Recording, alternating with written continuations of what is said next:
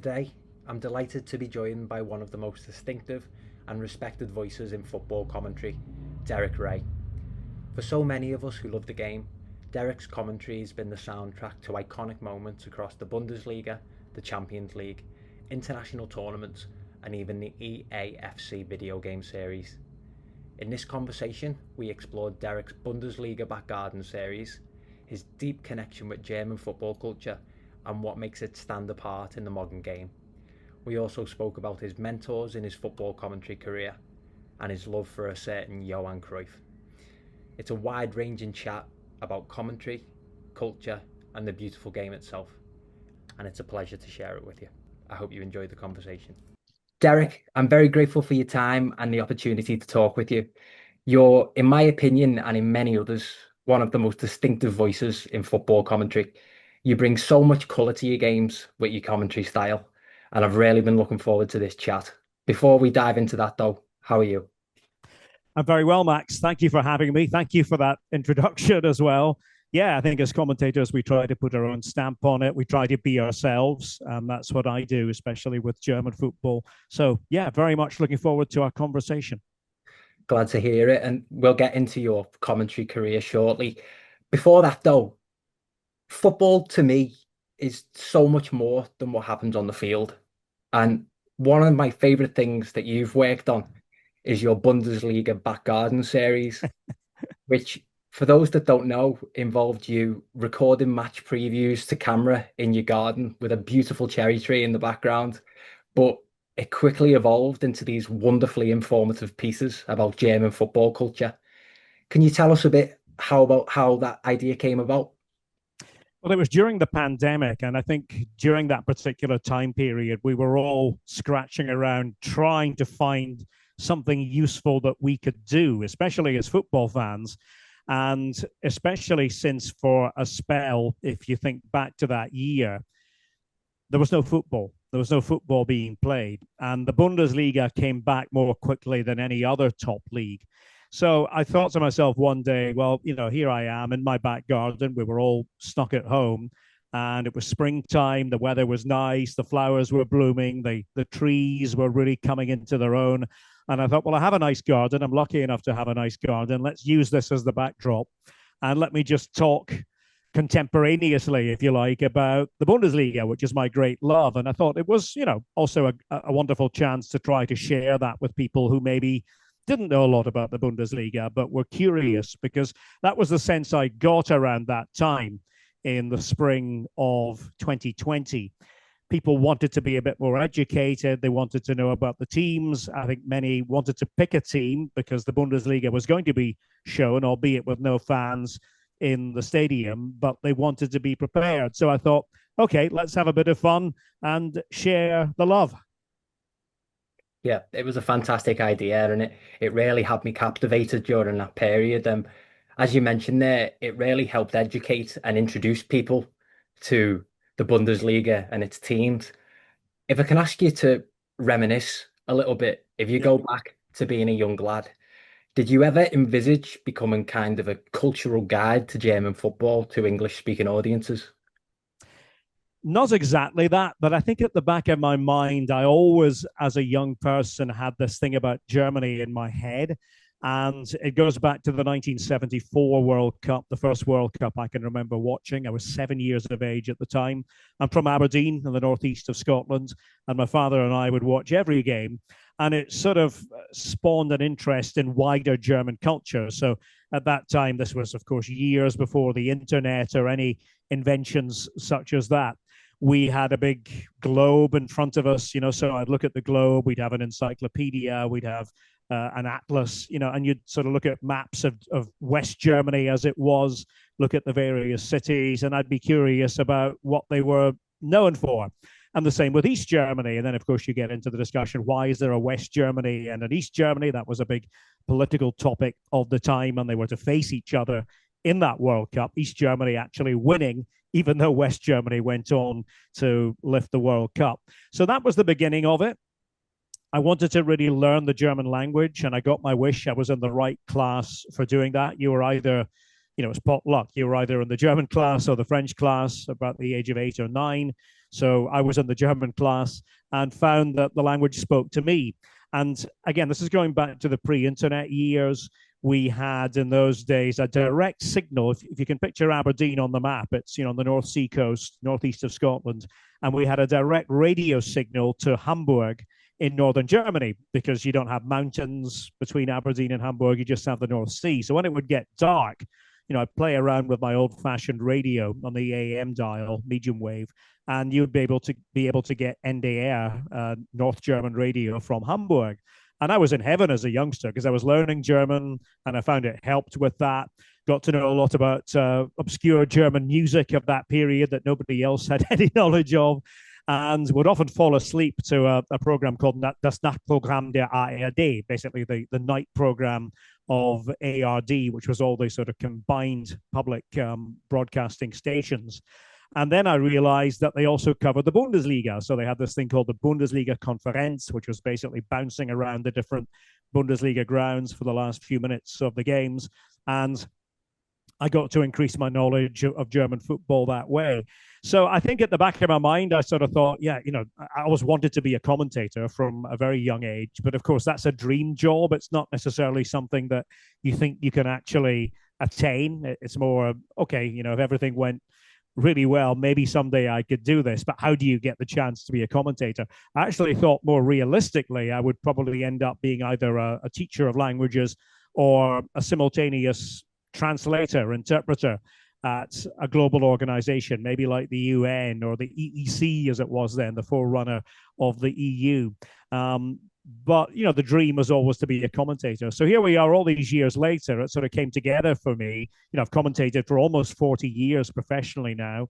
But the Bundesliga has actually come later in my commentary life, simply because it wasn't such a big thing in English language for many of the earlier years when I was on the air. But that has changed in recent years. And, hopefully it's a good fit. Somebody who speaks fluent German, who imbibes the culture, who spends a big chunk of life in Germany. That's the case for me. And I really, want to share the fact that I have passion for this. And I think it's much easier if you are passionate about something to be authentic about that and try to tell people about that passion. Yes, sir, most definitely. And it certainly comes through in your commentary. You mentioned being a young lad from Aberdeen, who, of course, won the European Cup Winners' Cup in '83 against Real Madrid under Sir Alex. This comes also just prior to a time when English clubs were banned in Europe in the aftermath of the Heysel disaster. I believe from what I've read, that gave Scottish teams a bit more of a platform in European competition. Did that period of time really help shape your attitude towards football on the continent at all? It certainly did. I think I was always one of those people who thought that the great thing about football was it's a world game. And, it was a little bit of a period in the 70s and 80s in the UK, in England and Scotland, when people did tend to mostly concentrate on their own football. There weren't the opportunities to watch football from other countries. But I found that the magical nights for me as an Aberdeen fan were the European nights, when not just Bayern, who came to play Aberdeen, but Ipswich Town, for example, who were one of the best teams in Europe at the time, a couple of years earlier, before '83. They came to Pittodrie. Bobby Robson was the manager. Great players like the late Paul Mariner and Mick Mills and Eric Gates. And Aberdeen played them off the park. So there was that. But also you had Hamburg coming there and Aberdeen actually being taught a bit of a lesson by them in finishing off a game and were eliminated. But that was part of the education process under Alex Ferguson. And of course, everybody remembers the Bayern game in 1983 when Aberdeen went to Munich, drew 0-0, came back to Pittodrie, were trailing 2-1 till fairly late in the game and then turned it on its head. And I've never seen Pittodrie like that. It was just madness. As Aberdeen prevailed by 3-2. But it also could have been teams from Romania or teams from Bulgaria or, you name the country. I found that it opened this brand new world. It's what I still feel about football. If you really want to understand the world, I think football is a great open door there, and I talk to so many people from multiple countries about that. If you want to understand the world, if you want to have something in common, football is usually that sort of common currency that you can have with somebody from a different country. And you're right what you say. After Heysel, obviously the English clubs had the ban. And what I noticed in my early years as a professional commentator, we're talking here from sort of 86 on, what I noticed was that the mainstream English-based football journalists, people like Brian Glanville, for example, they would suddenly want to travel with the Scottish teams because they needed a story to write about. They didn't have English teams to write about. So we might be covering a Dundee United game in Sweden, for example, and we would have, 10 fairly prominent English journalists there as part of the traveling party. And so it did enhance the profile. You had Graham Souness, who came to Rangers in 1986 and brought with him people like Terry Butcher and Chris Woods, the goalkeeper, Graham Roberts, people like that. Mark Haitley was to come as well. So I think it did open the door for Scottish football. But I think even without those big names from England, it was, and I say this quite a lot, if you were to be transported, in the TARDIS back in time to, say, the early 80s or the mid 80s, and you went to a Scottish game one day and then you went to an English game the next, you wouldn't at that point have thought, oh, there's such a huge gulf in quality. The English football is just streets apart. It wasn't that way at all. And you only need to look at, your club Everton back in the 80s, the number of Scots they had, players they got from Scotland, Andy Gray, for example, and Graham Sharp and people like that. And every English team had Scottish players, Welsh players, Northern Irish players, players from the Republic of Ireland. So it was a different landscape back then. I think younger people have a tendency to think now that it was always thus, that the top flight in England was miles better than everything else. But it truly wasn't in the 80s. Mm-hmm. And I think that in some ways it was a better era to watch football in because if you look at the number of winners of European tournaments, and of course Everton fall in that category as well as Aberdeen in that same time period. You look at the number of winners and you look at the range of countries involved as well. It was certainly a lot less predictable. Yeah, most definitely. And there's an argument to be had that the winners of the European Cup, Winners' Cup, were the best team in Europe. And I think that was the case for Aberdeen at that time as well. Yeah, in fact, if you go back to the rankings, the fledgling rankings from 1983-84, I mean, Aberdeen beat Bayern in the quarterfinal of that tournament, beat Real Madrid in the final, and then Hamburg were the European Cup winners. So the two teams met for the Super Cup, and Aberdeen won that. So if you go back to the early rankings, they had just sort of started in that period. You will have a spell where Aberdeen were officially the number one team in Europe, which again sounds bizarre to anybody who's a lot younger than I am. Aberdeen, best team in Europe, how could that be? But they genuinely were, and it wasn't hyperbole or just, oh, well, that was a fluke. They had a great manager and they had a terrific core of players, every single one of them Scottish as well. Remarkable. Fascinating. That's fascinating.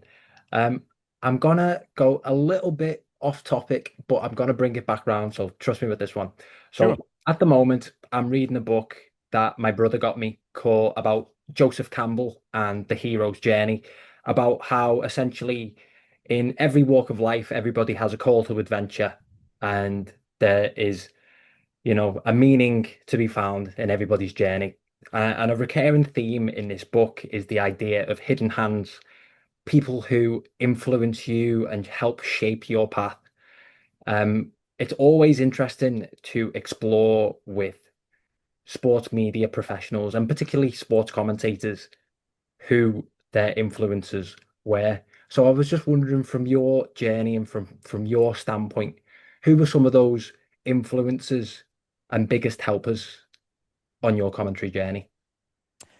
Well, I'd have to first of all mention my hero. And I think it's quite rare, isn't it, when the person who is genuinely your hero actually takes time to help you. Now, we all had football heroes. I had certainly my share of heroes, from Willie Miller at Aberdeen to Johan Cruyff, who, for me, I think will always be the greatest just because of when I grew up, to people like Franz Beckenbauer, who was elegance personified, and Gerd Müller. But those people were not in a position to help me with my career. But one man was, And the name won't be familiar to most people, maybe to somebody who's my age or even older.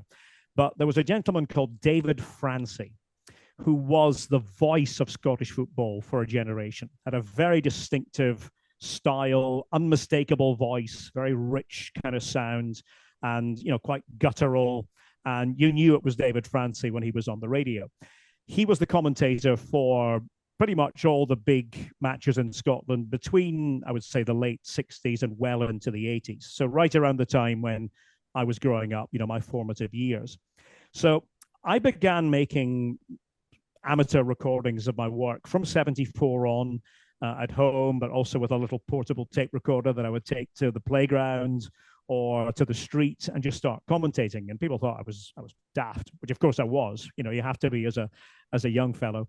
And then I plucked up the courage to take it to Pittodrie, Aberdeen's ground, for reserve games, and then for first team games. And I got a lot of very strange looks. There's that silly laddie who likes to talk to himself into a tape recorder. But there was sort of a method to the madness, because what I was trying to do was test myself and see, what my commentaries could sound like. So once I got to a certain level, at least in my mind, I thought, what, maybe I'll send a tape to David Francie. I mean, he probably will never get it, or might not, reply to me. But, what have I got to lose? So I sent the tape to BBC Scotland, Queen Margaret Drive. And about 3 weeks later, I got this beautiful handwritten reply from my hero, David Francie. Wow. And it was a lovely letter. I still have it. And it essentially just said, thank you for getting in touch. Enjoyed listening to your commentary. And he gave me a few tips. And in fact, the tips he gave me, I still use to this day from time to time.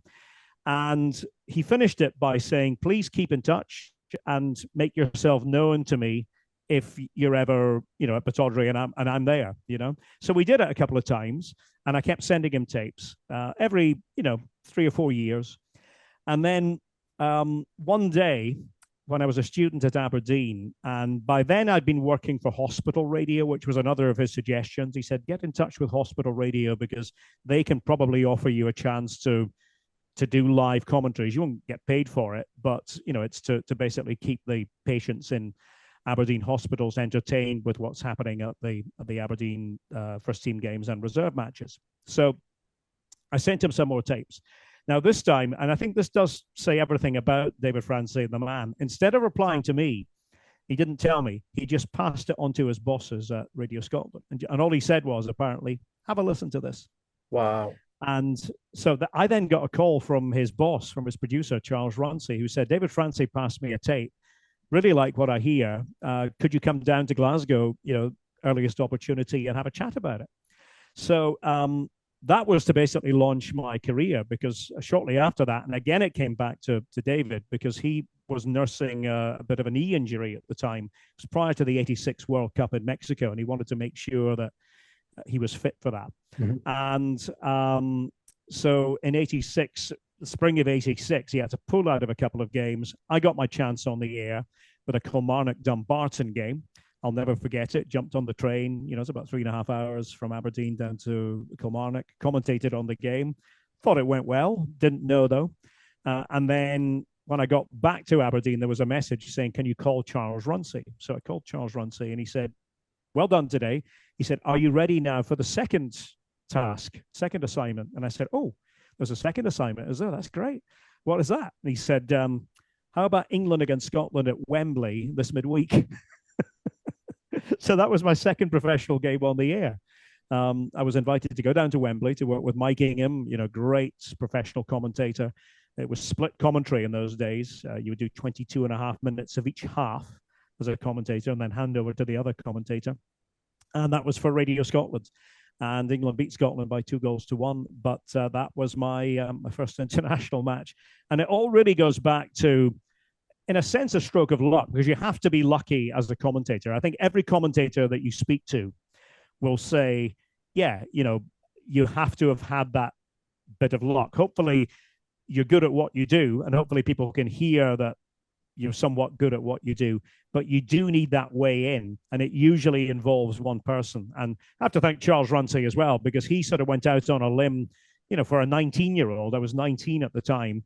And, I'm sure some of his bosses were thought, can we really be putting a 19-year-old on the air? Can we trust a 19-year-old to convey a big game? And he said, no, I think we can, because I've listened enough to this guy, and I think we can. I think so. I'll always be grateful to him as well for that start, to Charles. But of course, David was the person, my hero, who put the wheels in motion in the first place. God bless David Francie. That's absolutely incredible. Indeed. Yeah. At what point, particularly for that second assignment, at what point did the excitement turn into focus? Well, I think it's funny. I'm often asked this question, and I'm a big believer, and I see it with younger footballers. I think when you are really young, and I'm talking about in your teens, but maybe you have a talent or an aptitude for something, and obviously, if you're a young footballer who's given a chance at 17 or 18, you've got something going for you.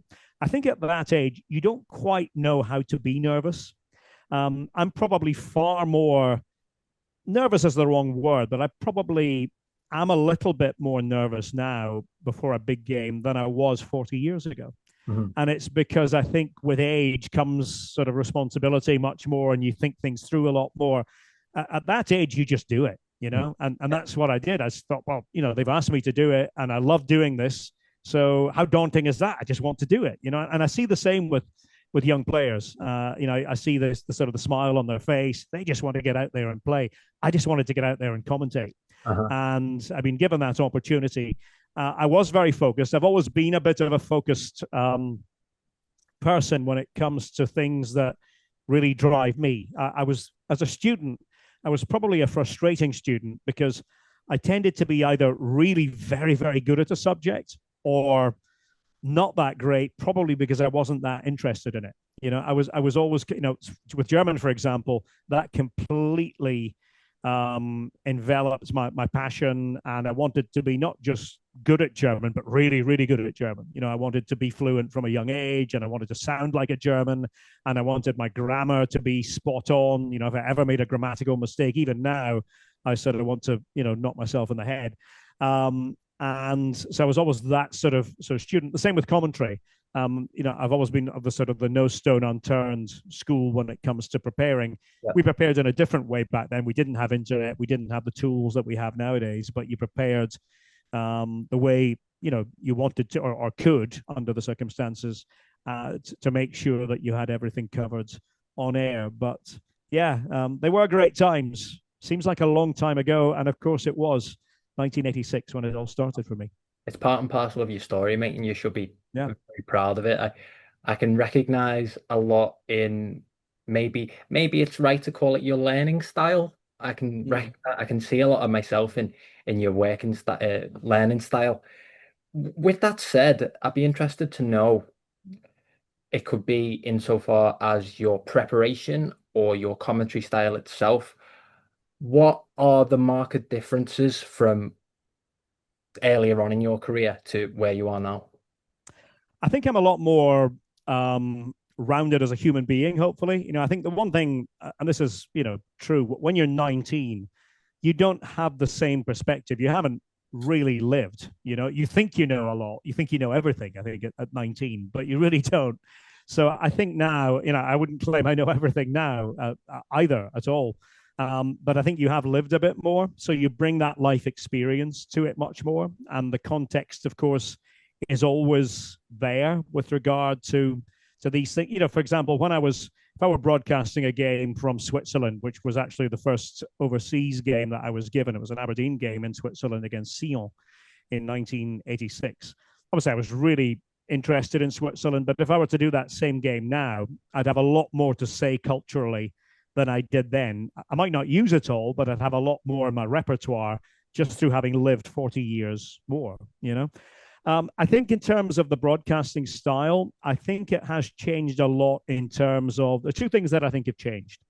I think back in the 80s, if you listen to most commentators back in the 80s, I think we were very influenced by what I would call the house BBC style of the day. And the house BBC style of the day was a little bit more posh. It was a little bit more, I think, influenced by the commentators who had come through the ranks in maybe the 50s, the 60s, and the 70s. And they tended to be very well-spoken communicators, broadcasters, you know, I'm going to say mostly from a quite well-to-do background, you know. So I think this sort of RP style back then, if you listen to most broadcasters, it was a little bit on the posh side, you know, if I could say it that way. I think after that, I think since then in the UK, I think people have relaxed a bit more, and I think there's an understanding that, you know, a person from Merseyside should sound like a person from Merseyside, you know.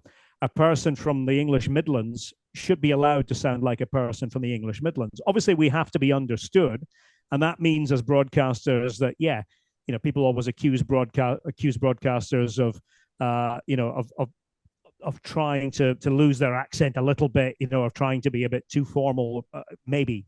But there's that sort of happy medium. But I think same with me. I'm from Scotland. Yeah, granted, I've lived in a lot of other places, but I'm, you know, proudly Scottish, and you know, I want that to come through as well. That I'm not some bland sort of robot of a commentator who comes from, you know, somewhere hovering above the equator or whatever. That you know, I do have my own local sort of little quirks when it comes to how I speak. So I think that has changed a bit since then.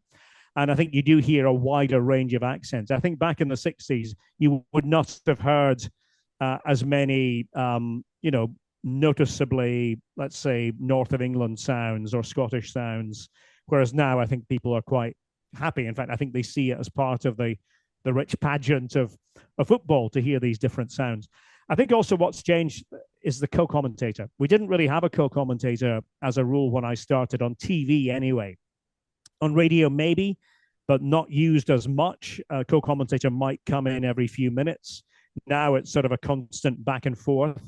I think sometimes we need to be mindful of that balance, because I think the thing I was taught as a young broadcaster, which I still try to stand by, is less is more. And we should blend in with the action rather than trying to overpower the action. Yeah. You know, the football is what people are tuning in to watch or to listen to. Obviously, on radio, you are the event. Without a radio commentator, you know, there is no event. But on TV, I think, you know, sometimes we need to just remember, yeah, you know, we're there to enhance, but we're not there to be the show over the football that's in front of us. Yeah. What are your thoughts on that in particular, Derek? Because I do find it fascinating that evolution of commentary. Obviously, it changes from radio to television, which is fairly obvious. But now, in terms of the evolution of broadcast, sometimes there are three the two co-commentators. What are your thoughts on how the role has sort of changed over time in that respect? Yeah, I'm glad you brought up the three. I've worked in a three-person setup. I don't like it, I have to be honest. I'm not comfortable in it. I never was able to properly find my rhythm within that setup. I think some commentary styles maybe blend in better. But what I would find is that you end up commentating on two or three passes, and then you have one co-commentator who jumps in, and then another co-commentator who jumps in. And meanwhile, a few things have happened that you then can't refer back to. And I'm not sure that serves the viewer best. You know, that's just my opinion. So yeah, I think style is really important, and we all have our own styles. And there probably are commentators out there who feel their styles do blend in with three. I do like working with a co-commentator, and I've got so many that I've worked with down the years that would be impossible to name them all. We're talking in the several hundred. And on the Bundesliga, you know, many different ones who I greatly cherish working with week in, week out. Somebody like Stuart Robson, who I work with a lot, not just on the FC video game, but also for ESPN, and have done for a long time, and, you know, going all the way back to around 2009. So, yeah, I think we all have our favorites, people that we're comfortable with, but it is an evolution. And I think we do always have to evolve, you know, so I think if I were to broadcast the way I did back in 1986, it might not be a very compelling broadcast, because back then on TV, we were encouraged to really say very little. You know, it would sometimes be you'd name a player and then you would say nothing for 30 seconds. You know, you'd name another player and you'd say nothing for another 25 or 30 seconds. And that was not frowned upon back then. I think now it probably would be a bit more. I think they expect the people who are making decisions about our commentaries I think they expect that we will engage the audience to an extent. But I always do try to have that little switch in my head and say, okay, I think you're talking a little bit too much. Pull it back. Just pull it back. Less is more, especially on a big moment. When a big moment happens and the ball goes in, the one thing I've learned down the years, and I do try to hold myself to this as well, is people will generally speaking not criticize you for not saying enough. So that if the ball hits the back of the net and there's a wild celebration, sometimes it's enough just to come up with one little line that matches it and then be quiet, let the pictures tell the story, and then maybe come in and finish it with a little punctuated remark. That usually is perfect for a big moment. But sometimes we get in the way as commentators and we want to fill it with too much verbiage. It's down to personal choice, I think. I think there are some people who like the excitable commentator and like the fact that the commentator is very loud. And, I hear a lot, oh, that's true passion when the commentator might really explode at the microphone. I'm a little bit careful about that because I do think that while, yes, we are passionate about the game and we should be, we're also meant to be voice professionals. We're also meant to be, professional broadcasters. We're meant to know how to use our voice. And I don't like it if ever I hear that I've lost my voice or, I can't hit the right octave or it's all gone out of key. I'll go, no, not happy with that today. Again, that's just my opinion. Somebody else might listen to that and go, no, I really like that because it's like a fan. Mm-hmm. But I always think, we're fans, but we're also commentators. Yeah. Commentary is very subjective, which it is. I'm sure as a commentator, you're very hyper aware of that at the same time. Speaking of big moments, we had a brief discussion before hitting record about the semi-final of the Euros in 24. Yeah. That fantastic goal by Lamine Yamal at the Allianz Arena. I was fortunate enough to have been there and to see it in the flesh was absolutely insane. Likewise, you told me you were commentating on the game. I was wondering if we switch gears a bit more to German football itself now. Is there a ground or a stadium that you enjoy being at more than any other? Well, I often get asked this question, and I always say it sort of depends on my mood that day because it could actually change. If you ask me the same question tomorrow, Max, it might be a different answer. There are several of them. I mean, the one that is closest to my heart is Cologne. Because that is my second home, if you like. That's where I spend most of my time when in Germany. And Köln-Müngersdorf is just a special place. Mm-hmm. It's a place of love. It's a place of community. And I don't, care if it's the first time you've been there or the 100th time. You do feel that. So many people, and I always bump into, it seems, English, Scottish, Irish fans in Cologne who are making the pilgrimage for the first time. And they'll say things like, yeah, you're right. You're right about this place. It does have something.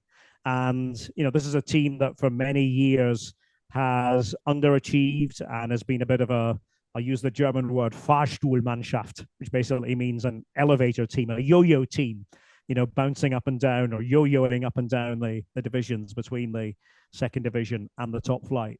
But it's an unforgettable experience, and it starts an hour before when they play all these different Carnival tunes. Carnival is the time of year in Cologne, so that is basically it's an old religious festival when you have your several days of merriment leading into Lent. That's the tradition in Cologne. It's a big thing in many of the cities on the Rhine, on the river. And pride of place with regard to Carnival goes to Köln. So that would always get my top vote. But the one that I really do enjoy going to as well is Frankfurt. And I think I used to say it's underestimated. I don't think it's underestimated anymore.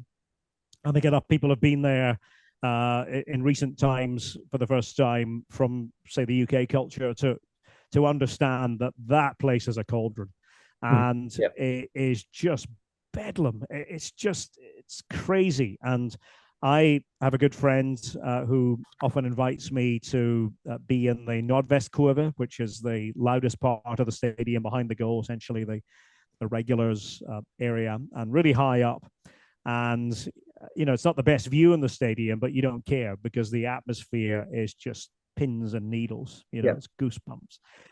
But honestly, I could name 7 or 8 others, and probably 20 others. And what I always say to people is, if you have the chance and you're intrigued about German football, just pick a ground, pick a stadium, pick a city. Maybe you can fly into somewhere like Dusseldorf, which has so many options around it, in that western part of Germany. But doesn't have to be there. Frankfurt as well, that area, you have so many teams close by. You can jump on the train and go there. Just experience it and take it all in. And what I think people will take in or have taken in if they've done it is that it's an atmosphere unlike English football per se. I don't want to get into which is better, but they're different. I think in English football, it's much more about, a song, a chant from the fans, whether home or away, and then it drifts away, and then you sort of hear the oohs and ahs of the crowd and that sort of thing. In German football, it's not that way. You basically have the ultras at both ends, or at least maybe one corner if it's the away ultras, and they're making a racket for the entire game. They do not let up. There's no sort of, okay, we'll take a break now and we won't sing anything. It's basically 2 hours of non-stop chanting, organized. Usually one person is organizing all of it. And the one big difference is that as a rule, and I think this is what differentiates fans in Germany from fans in England. In England, there's this sort of wind-up culture where the fans at the other end are your sworn enemies. It doesn't matter, whether they really are, but for that day, they are the people you hate. Mm-hmm. In German football, less so. Mm-hmm. Now, it might be the case for, say, a Dortmund-Schalke game, the big derby in the Revier in the industrial West. But generally speaking, fans are not singing about the other fans. They're basically trying to encourage their own team. There might be some political messages. There might be some things that they want to get across that they're not happy about politically, either within the club or within politics generally. But it's more about, we are here for our team and our community. We're not bothered about the people at the other end because, to be honest, they are just football fans like us. They happen to follow a different team. We're all here to watch a game of football, honestly. Exactly. A story I have that can relate to that is in 2014, Everton played Wolfsburg away, and I was fortunate enough to get a ticket and go to the Volkswagen Arena. For whatever reason, the tickets that me and my cousins had weren't in the away end. They were in a kind of mixed area, and I sat next to a Wolfsburg fan. It was November, it was very cold, but he could not have been a nicer fella. He spoke English. We spoke about Wolfsburg. We spoke about Everton. We spoke about the form of both clubs, who we liked, who we didn't like from both teams. And at the end of the game, Everton, obviously for me, fortunately won. We shook hands and went on our way. It was such a wonderful experience. You mentioned Frankfurt. It caught my eye the other day because I sent it to a family member of mine who's keen of sort of continental football. The atmosphere at Frankfurt against Galatasaray, at least prior to the game, the sort of the banners, that atmosphere, it's just beautiful. And a tradition, if you don't mind, I wouldn't mind you sort of, if you know any more about it, please let me know. In Cologne, the cathedral, the tradition that they have where they visit the cathedral, I think it's prior to the start of every season. Mm-hmm. Exactly. So what happened? Beautiful. It's so beautiful. Yeah, to explain that one. So the cathedral is obviously, the main landmark in Cologne, and people from the city, if they're on holiday, even for a couple of weeks, you'll hear them say things like, "Oh, I already missed the dome. I missed the cathedral. I've been away from it for too long." But prior to the start of every season, there is a service in the cathedral, and it's a service for the local team. And it's to wish the local team well. And it's all, performed like a sort of traditional church service or mass. And the great thing, what I always love, the great highlight is you have the organ there in the cathedral. And at the very end of it, the organist plays in this huge cathedral, the current anthem. And this current anthem is actually always very familiar to especially Scottish people, but I think probably a lot of people up and down the UK, because the tune is the same tune as the Scottish tune Loch Lomond. You take the high road, I'll take the low road. I'll be in Scotland before you. So it's the tune, but it has words that have nothing to do with Loch Lomond. It has words that are all about Kern and love of Kern and the club. And so this goes back several decades now. But if you talk to people in Kern and they hear that music, you talk to people in Scotland, they hear that music, there's a coming together. And this was a big thing actually when Scotland were at the Euros, again, football being the sort of the world language. Scotland were at the Euros in Cologne last year, and friendships were made, in abundance. And a lot of it is the music, which is quite similar, same sort of root. But to hear this tune played on the organ, it's very emotional. I get very emotional when I hear it at the start of every season. So that is just one of the great traditions. And that anthem, by the way, is every year voted the best, most evocative club anthem in German football by fans of all clubs. They hear it, they go, "Oh, that is just beautiful." So I would actually say you can find it easily online. Go and have a look at a couple of things. Have a look at Köln fans singing that anthem. It's actually on my social media feeds if anybody does want to find it there. And also there's a great orchestral version that they did with the WDR orchestra a few years ago where they invited fans into the stadium to basically be participants. And you've got this grand orchestra playing the anthem in the stadium. And it's beautiful. It's what football really should be. Yeah, most definitely. I mean, there's a fans first motif that's really at the heart of German football, and it really seems to define the Bundesliga, whether it's the atmosphere, whether it's ticket pricing, which is another talking point about German football, or the 50+1 rule, which gives fans more prominence in the ownership structure of their clubs. Of course, every league has its own challenges, but do you still feel Germany lead the way from a governance perspective? Well, I'm glad you've tied 50+1 into these other factors, because really 50+1, to me anyway, is what underpins German football, and the reason why we have reasonable ticket prices, why we have your local train ticket or bus or tram being part of your match ticket price, is 50+1.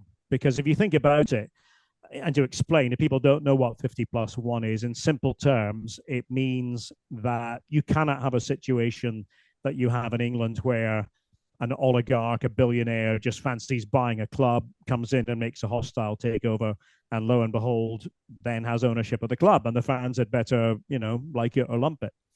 In Germany, you can't do that, broadly speaking. There are some clubs that are granted exemptions, not very many.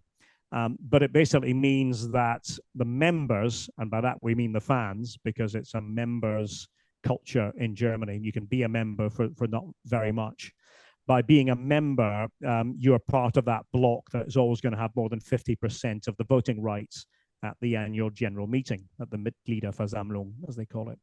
So that's really important to understand when people say, well, why is it that how can Germany afford to do all this? And what about business? Does business not play a role? Business does play a role, but if you're an investor at a German club, you understand that you're, broadly speaking, not coming in to buy up the club. You're coming in to be a supporting part of it. And often the businesses that are involved are local businesses, maybe prominent local businesses within a particular region who want to have their name associated with the club. It's good business for them, but they're not about to come in and say, well, we'll just roll over what the fans want, because that would be the end of them in terms of, dealing with the fans from that point on. So this is why, we can have these much more reasonable ticket prices. The big problem, of course, is that it's the best attended league in the world. And that has applied also in recent years to the second division, to Bundesliga 2. Mm-hmm. And, I think people find it remarkable. They look at Schalke, or they contact me and they say, oh, Derek, I'm really struggling to get a ticket for Schalke. When will the tickets be put on sale? And I'll say, well, they sell out every game, 63,000. We go, 63,000 in the second division. How does that work? Yeah, that's how it works, And you can buy a season ticket for not very much. If you're lucky enough to be on the season ticket list, there's a waiting list for most of these big clubs. You can be a member. You can participate in all these ways. But I think it does surprise many people when they hear that, in theory, and I try to do this from time to time, you can go to a place like Bochum and pay your 13 or 14 euro and stand behind the goal and watch a really entertaining game of football with like-minded people and sample the atmosphere. And I think also the public transport thing, it's maybe a small thing, but I see it as a big thing because it's a way of actually saying to people, you are important. We are not trying to fleece you here. You are important. We want you to enjoy the game. We want you to get to the game safely, to get back home from the game safely, and we're going to make it easy for you. And it does help, without getting too political, it does help that in Germany, public transport is public transport. They didn't sell their train services off to 5 different bidders back in the 80s. Yeah, Again, that's all ground, but you know what I'm saying. And for the fans, it's just the simple principle of you are not an afterthought. Yeah. You're at the forefront of what we want to do. Yeah. Yeah, no, exactly. And that's why, and people think it's a bit trite, but, we say football as it's meant to be, football as it's meant to be. And I think for a lot of people, and I've spoken to so many from the UK who've come to Germany, and I've actually sort of found a football home in Germany. Many will come several times a year. It reminds them a little bit of their younger days. It reminds them of a slightly more innocent time when you could watch football in this way. Roy Keane used that phrase many years ago now, but it's still sort of apt about the prawn sandwich brigade. There's not really a prawn sandwich brigade in German football. You don't go to German football for prawn sandwiches. You go to German football to enjoy the football and the atmosphere, perhaps with a beer and a bratwurst smothered in good German mustard, and with hopefully good company like the gentleman from Wolfsburg who you befriended. That is usually what happens. You end up sitting down, you get into a conversation with somebody. They'll be very intrigued that you're not from their part of the world. And that is the beauty of football. I always say it's the world game. It's the world language in many respects. Yeah, most definitely. And speaking of football as it's meant to be, I couldn't help but detect the passion in your voice when you said that Johan Cruyff is the greatest footballer to ever live. I similarly to, I just have a passion for football across the board and football cultures in different countries. And Rinus Michels and the Ajax philosophy is something that I've also read deeply into and I'm quite passionate about. I've been fortunate enough to go to the Johan Cruyff Arena and see what that's like. Can you tell me why you think Johan Cruyff's the greatest footballer to ever live? Well, first of all, I think you do have to go back to my age at the time. I was, an impressionable 7-year-old when the '74 World Cup happened. And I was captivated by Cruyff. I watched his movement. I watched his vision. I didn't know an awful lot about the wider workings and tactics of football. I just knew that to my eye, this was a genius at work. This was somebody who was doing things. People talk about the Cruyff turn to this day. And I remember seeing that for the first time at that World Cup. And I just think that he came from a different football time, but he was an impresario. He was just so amazingly talented. He did things that just came naturally to him, which wouldn't have come naturally to anyone else. And I think I also related, as I got older, I related to Cruyff the thinker, because it was very clear that in addition to being a great footballer, he was also a very bright guy, somebody who probably could have been a success in many other areas of life had it not been football. And he's no longer with us. But I think that it probably depends upon when you were born. And people who are slightly older than me, they would have tended to say either Pele, and I didn't see Pele in his absolute prime, only really at the end of his career. Either Pele, or maybe from a UK angle, people would have said George Best, who was, and I did see George Best, but not in his very early years, in the 60s, but later. Cruyff, I think, just hit right at the right time for me. And of course, I watched the Netherlands lose twice in World Cup finals. Cruyff didn't play the second time. But the funny thing is, I'll never forget this, watching the '78 World Cup final at home. And Johan Cruyff was actually on the ITV panel that night. He was a guest with Brian Moore, who was another of my broadcasting heroes. His analysis was sensational, wasn't it? Yeah. I mean, I'm thinking, imagine we're hearing from Cruyff here, and he's giving insights into every player and what could happen, what should happen. Yeah, crazy. Yeah, yeah, a fantastic man. I've read his autobiography, and as you rightly say, sorely missed Yeah. in today's football world. Um, Quite often, because I've had a number of fantastic commentators on this podcast in the past, they talk about, the differences between radio commentary and television commentary. They'll highlight the importance of hospital radio, which you have, Mm-hmm. how important that is to get a live microphone. Um, you've of course done both, but another prong to your arsenal is that you've done video games. So you've been a commentator for the FIFA now EAFC series. Um, Once as I went to university in 2017, I was still a gamer, and I think once I got my first coursework and assignments in front of me, I thought I was like, I need to turn the console off and focus on this. But what was that like for you? Because I'm sure that was a really interesting experience, and still is. Still is, yeah. And I don't take it for granted. I've been working with EA Sports now on the video game since 2018. That was the first year when I got the call. Funnily enough, I was in Dresden, of all places, walking through Dresden on a very rainy midweek day when I got a call, which basically said, I represent a pretty big video game company and there's some interest in you. And I thought, okay, didn't think much more of it at that point. And then within a few days, it had matured to something a bit more concrete. And then I realized what it was.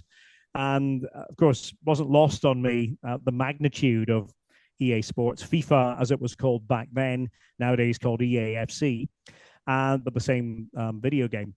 And I came in originally as the Champions League voice, and it came down to the fact really that the producer at the time had, for years been studying different commentators, and I think they're constantly doing that, listening to commentators and who might work best in a video game, because it's not quite the same as who works best necessarily on television, because for a video game, it has to be editable. It has to be something that can sort of be moved around. There are different factors.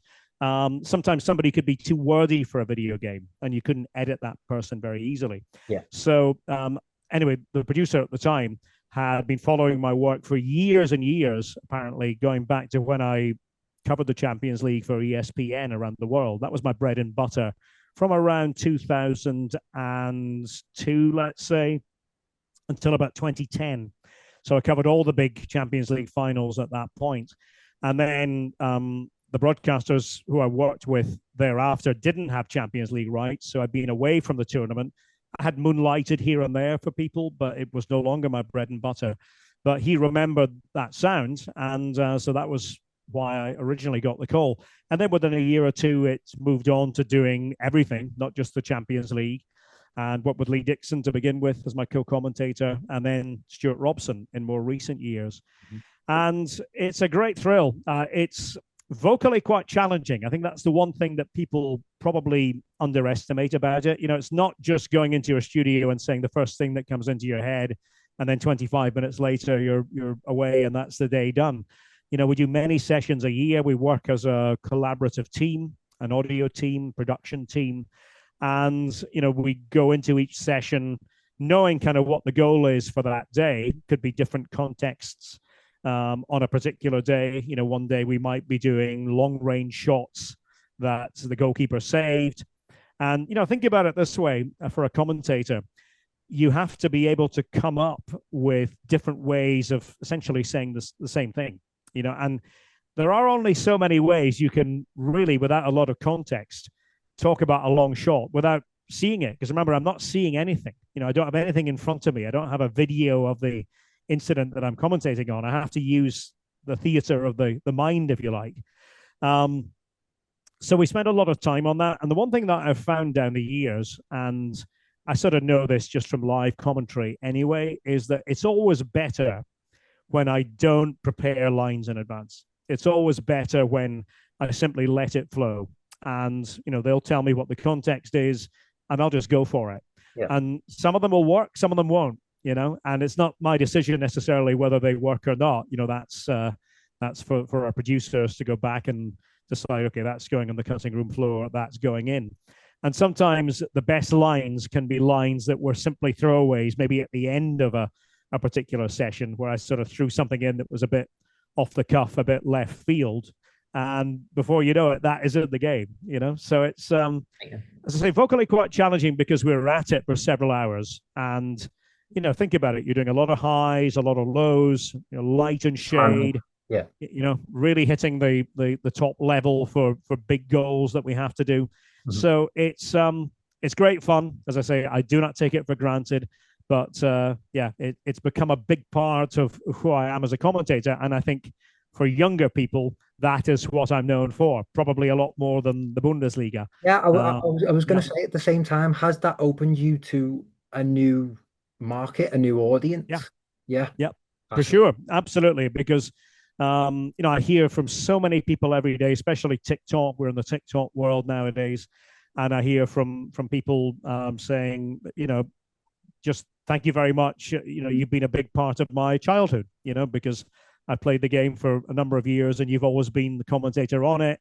So thank you. Of course, you get people who are not happy with you because that's the nature of it with commentary. What I find especially is that, and I have no control over this, but obviously we do lines that are praising the players and we do lines that are critical of the players.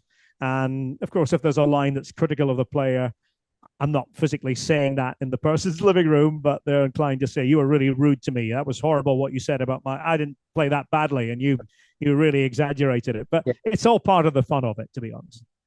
Yeah.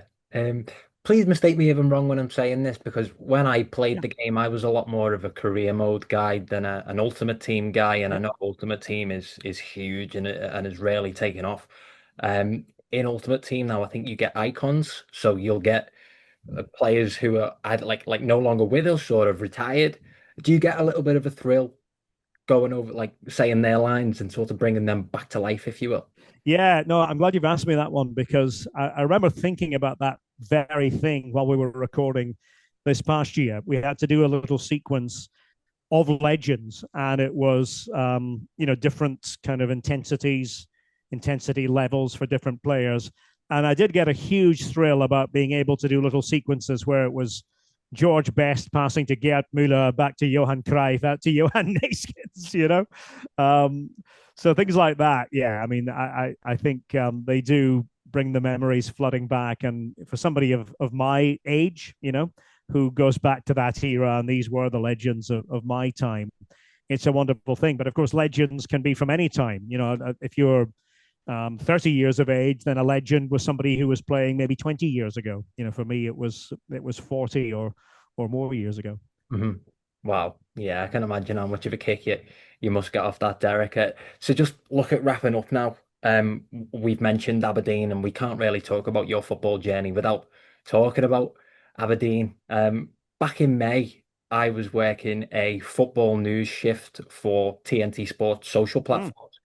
When Aberdeen beat Celtic on penalties to win the Scottish Cup.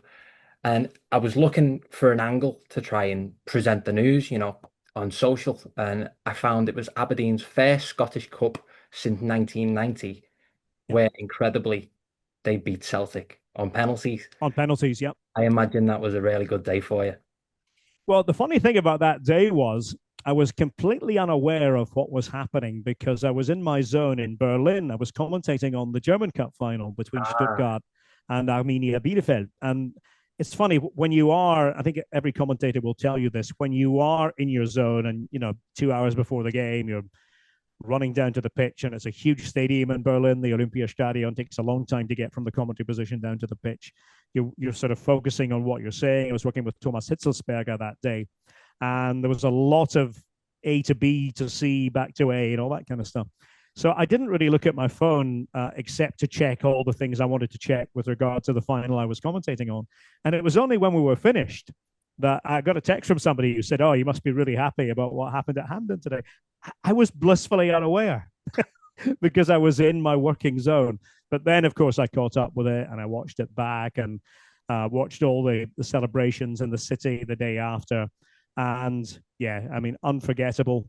And you're right. I mean, I was at Hampden the previous time back in 90 when 90 or 91, 91, I think it was, wasn't it? Was I it? can't remember, but I think it was yeah, just off the top of my head. I think it was 90, but you may. yeah, you might, yeah, on penalties anyway.